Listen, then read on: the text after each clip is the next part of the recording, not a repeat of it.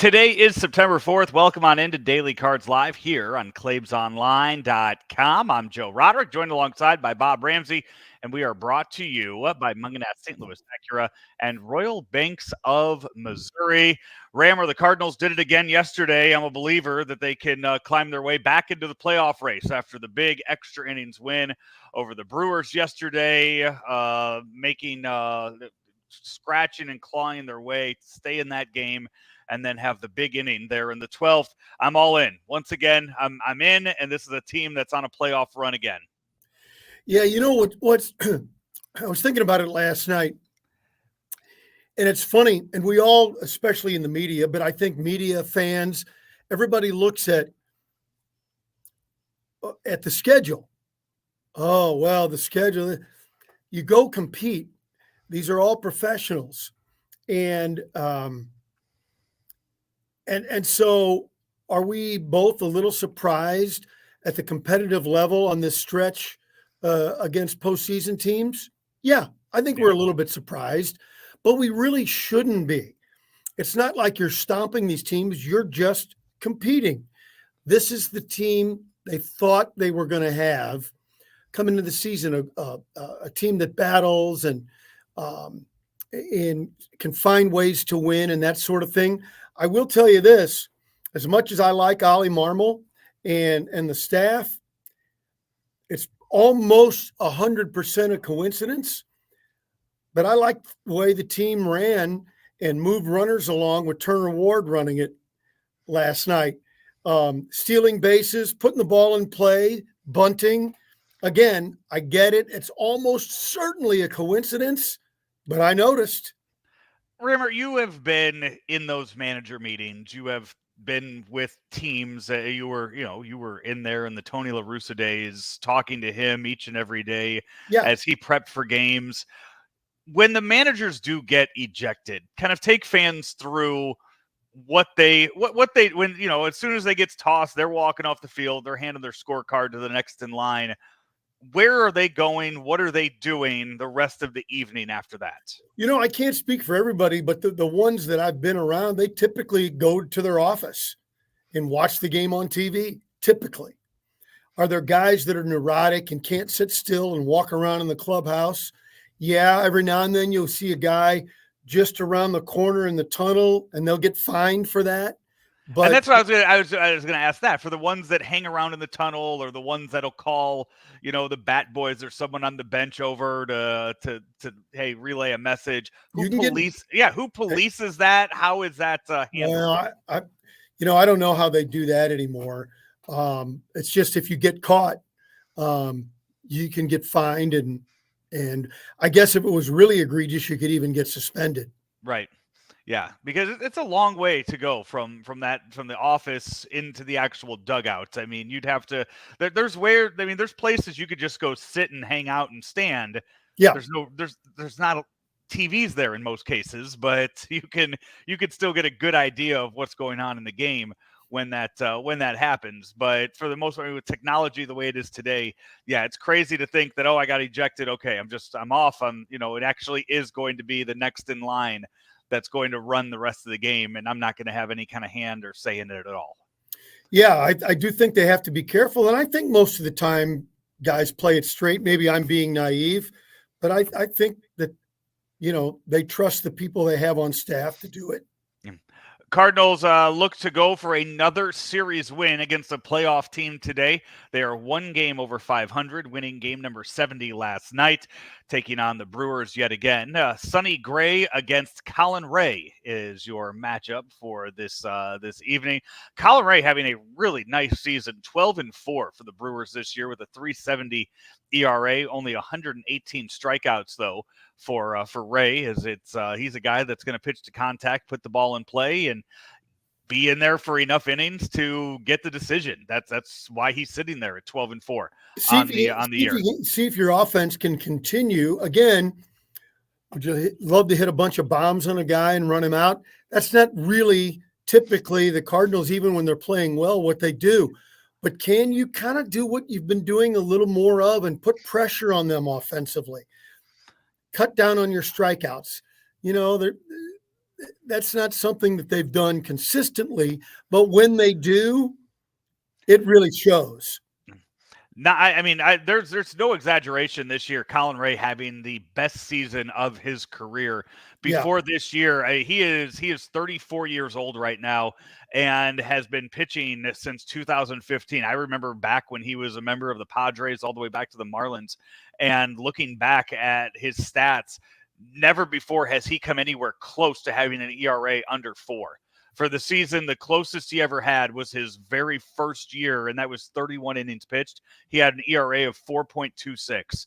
Every single year after that, he has just been knocked around, and he something finally clicked. Something clicked with this new Brewers coaching staff that is up there in Milwaukee, and it has allowed him to be successful this year. And it's kind of, Claves and I were talking about this yesterday. You look at all the years where the Cardinals were just absolutely dominant over the Brewers game in and game out. And I joked yesterday that you could tell me that the Brewers were undefeated against the Cardinals this year, and I'd believe you to that aspect. And then you look up and down this lineup for the Brewers and you wonder, how the hell are they doing this? It's almost like that Cardinal devil magic has kind of shifted up north, up to Milwaukee. And it's now the Brewers that are just figuring out a way to win, and doing so in a year where you don't have Brandon Woodruff, you don't have Burns, you don't have Corbin Burns, and now you don't have Christian Yelich. And yet here we are. I mean, they're a team that's going to coast through September and be in the playoffs. Well, you said it. You call it the devil magic or whatever. Yeah. It's playing good baseball. I've already used the phrase a couple of times, but putting the pressure on, run, defend.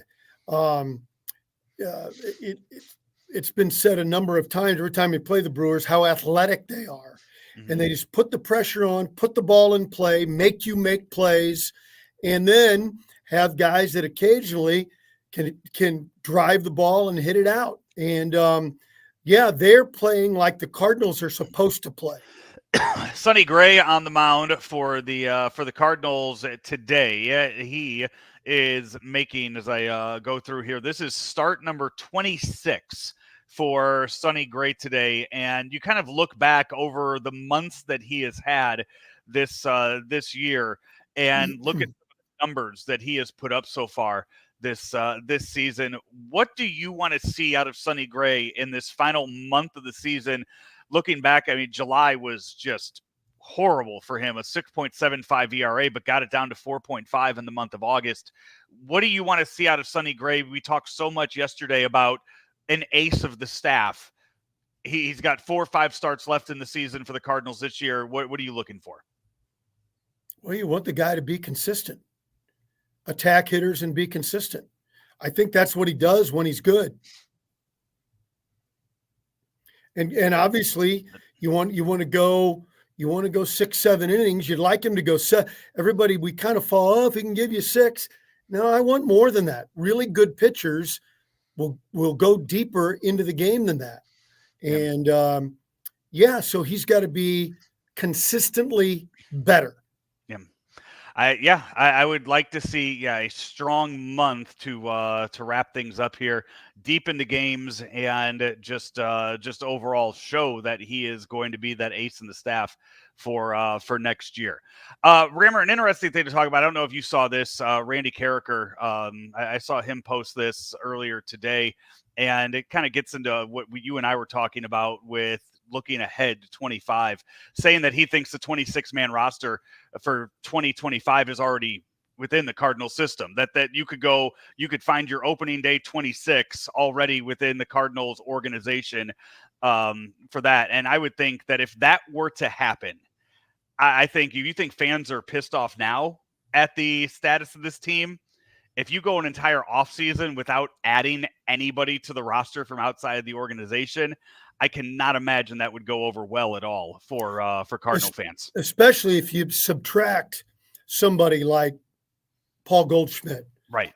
And then don't add anybody, that will be problematic. I'm not saying Randy's wrong about that.